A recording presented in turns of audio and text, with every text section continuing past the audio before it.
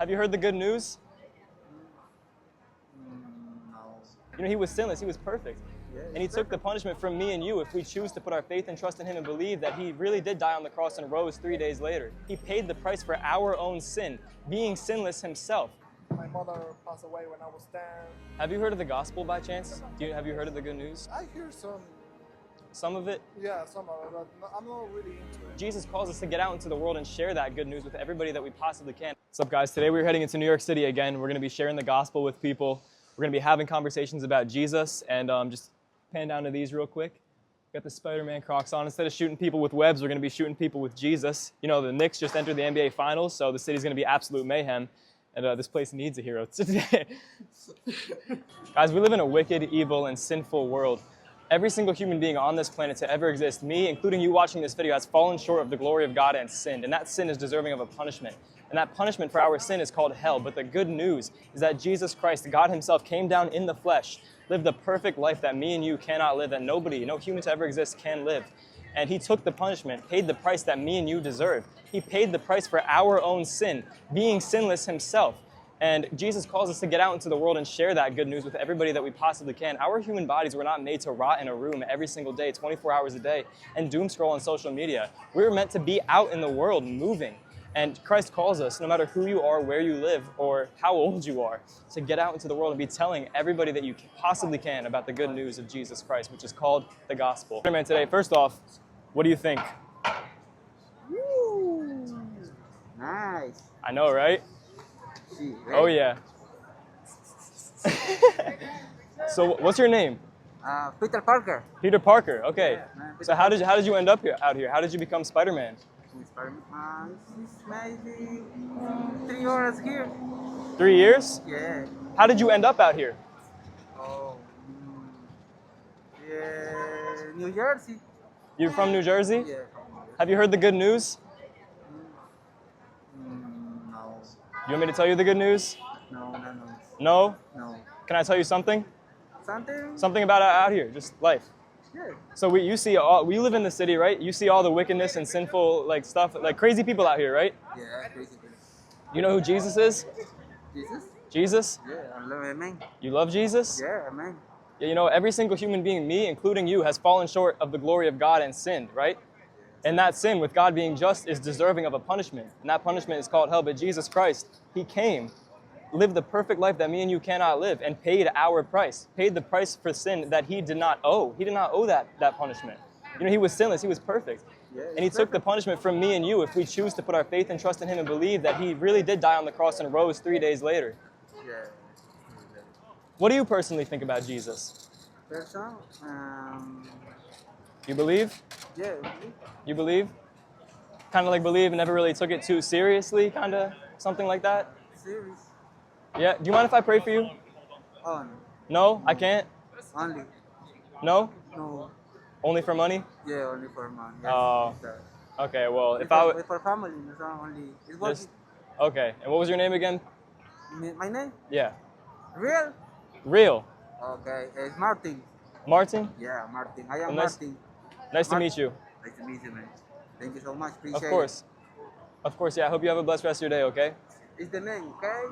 Yes. I'm not the man. Jesus is the man. Can you say Jesus is the man? Yeah, Jesus is the man. You heard him. You heard from Spider-Man, live. So we just paid let me restart it. Yeah, we just paid $30 to share the gospel with Spider-Man, but if I'm gonna be honest, it was worth it. You know, he didn't have too much to say. That's okay because he heard everything. Seed was planted. Spider-Man heard the gospel. What was his name? I think Martinez. Martinez. Hey, a seed was planted in Martinez, and that is all that matters. Unfortunately, didn't want me to pray for him. He said it costed money. I don't have a lot of that, Gospel's free. but yeah, Jesus is free, guys. You know, if you want access to Jesus, it could just be a simple prayer. Just start talking. It's as simple as just believing in your heart. You don't need to pay to experience Jesus. We're out here giving Jesus for free, and he calls you to do the same exact thing. So what's your name? Vladimir. What is it? Vladimir. Vladimir? Yeah. Nice to meet you. Nice to meet So you. what's a little bit about your story? How did you end up out here? How did you become a photographer? What does that Actually, I look like for began you? when I was 15 years old. I'm 25 now, so I've been a big photographer for a while. I began because I wanted to do something. You know, when I was young, I was learning to do photography and also dancing, and that's why I began to learn this because I wanted to work. It's kind of nice. That's why I ended up in photography. Nice, yeah. So you mind if I tell you a little bit about my story? Yeah, of course. So when I was 17 years old, I choked on food really bad to where I almost died. And that happened a couple times in the span of a month. And that led to a severe anxiety disorder because I was horrified to eat. I was afraid that if I would eat that I was going to choke and die. And that led to severe anxiety, having panic attacks multiple times a day, severe depression because of my eating problem and my anxiety, all this stuff. I was struggling with severe depression, severe anxiety, and a severe eating problem. And one day, I don't know what you think about God, what you think about a higher power, but I called out to the name of Jesus. And immediately the second those words left my mouth, I said, if you're true, if you're really real and I'm supposed to give my life to you, take away these problems, take this weight off of my shoulders, and I am yours. And the second I said that, I felt this like weight physically get lifted off of my shoulders. And I woke up the next day and I haven't struggled with that severe depression. I haven't struggled with that anxiety. Haven't struggled with that eating problem. And I just wanted to ask you, do you struggle with depression? No, honestly, I think I was kind of depressed when I was in my teenager years, when I was 17, 16. But I get over that. You got over it mostly? Yes, I feel happy now who I am. Okay. Yeah, but I was very rough years, I can tell. Mm-hmm. Yeah, my mother passed away when I was 10. My father didn't grow up with me, had many troubles. But, that was an excuse to die. I was feeling really bad, how I said, but I just hit one point. I said, no, I have to change because no one is going to save me. No one's going to come here and do anything for myself. So actually, this one point, that's why I ended up here because I need to work by my own. You know what I mean? Yeah. Yeah. Do you think you feel kind of like still a little bit of weight lingering around you, like a weight you're carrying on your shoulders from your mom passing away? No, honestly. Really? Okay. No, because it's already 15 years, and I think I was having a bad time about it, like maybe 8 years or 10 years. It was really bad. But how I said, I get over about it because I focus on myself. Focus on yourself? So I understand that life is like this, when I was young, I would say, oh, why this happened to me? Why my mom died? That kind of stuff. But I understand that it's part of life. I see that way in a different way now. Mm-hmm. And even the bad part is who I am now. That makes me a better person. Yeah. And I appreciate more people now. Yeah. So much. So you see, like, you live in New York City, like, you see all the wickedness in this world and stuff, right? Yeah, you see how evil people are? I do. Uh-huh. Here's not like my city, I'm from Ecuador. People is different there. They help you out. Here nobody says anything to you. If you need help, no one cares. But that's why we need to make the change. We need to try to make people better, giving a message. So I do understand you because I have a part of my life was pretty bad, but I would like to know that the world be a better place for everyone. Yeah. And I love how you said that, like, out here it feels like nobody's here to help you. You're kind of on your own in a place like this. But I just wanted to come talk to you to let you know that there is somebody that cares. The man that I met, I was in my room one night with severe depression, severe anxiety, like I was just saying, and he changed my life. He met me. I didn't grow up in a Christian home. Yeah. I didn't grow up, my mom, my parents, Jesus wasn't really involved. I guess my mom believed, but Jesus wasn't really in the house all the time, if you know what I mean. So I didn't really know who Jesus was. Yeah, of course. And I called out of pain, and he showed me that he cares for me, Yeah, it's true. And I get out here, like, you can feel alone. Even in a busy place like this, you could feel alone. Do you think sometimes you feel like even though there's so many people around you, it's just kind of like it's just you? I think I learned that way when I was teenager. I feel alone when I was 15, 14, 17 because I was a little bit depressed. But honestly, when the first day I stepped in this country, I feel happy for myself. Good. The depression I left on my country. Good. Yeah. It's not a bad thing, I get over about it. Yeah. I believe in Jesus as well. You do? Yes.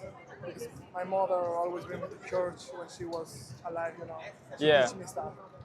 That was actually the basis I have of my life was because my mother, God, and also my family.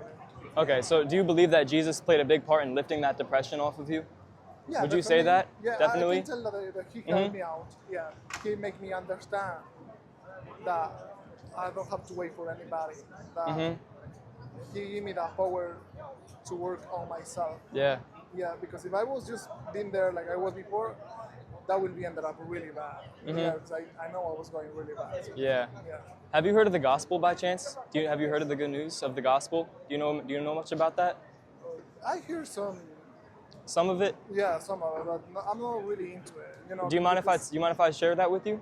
Oh yeah, thank you. So yeah, like I was just saying, we live in a sinful, wicked, evil world, right? Like you live in a crazy place in the middle of New York City, right? Yeah. Like you see the craziness, and every single human being has fallen short of the glory of God and sinned, right? Me and you, I've sinned.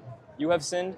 Everybody definitely has, and that sin with a just God is deserving of a punishment, you know? Yes. And that punishment for our sins is what the Bible calls hell. It's eternal separation from God, and that is not a fun thing. But the good news, the gospel, is that Jesus came down in the flesh. God himself entered human form and lived the perfect life that me and you cannot live. He was sinless, he made no mistakes, he was absolutely perfect, and he paid the price that me and you deserve so that he can get to know us in a personal relationship with us. He took our punishment on his own shoulders, what he went through. He was beaten, he was whipped, he was tortured. He went through all of this stuff that we deserve to go through that he didn't, just so that he can know us. And he tells us that if we choose to believe that he went through that, believe that he died on the cross and resurrected on the third day, if we put our faith and trust in him and believe that he is Lord and turn away from our sinful lifestyle, that we may be forgiven of our sins, we don't have to go through that punishment. He took that punishment away for whoever chooses to put their faith and trust in him and walk out their days in that relationship with him. And I just want to bring up one more thing. Just out here, in crowds of people, like you were saying, you felt alone at a time, even with so many people around you. He not only is God, the king of the universe, creator of everything, but he's a father, he's a caring father. He's a loving friend, and he wants to let you know that he cares about you and he sees you. I don't know, you gave me a brief story of what you've been through. I don't know what you're currently going through, but I just want you to know that he cares about you. He sees you. You're his little child, and you always will be forever. Thank you so much. Of course. That really helps me out, Mm-hmm. No, every day is perfect, but Yeah. this kind of words helps you out a little bit. Yeah. Thank you so much. And especially with missing a parent. When it comes to missing a parent, you said your mom passed away, right? Yes.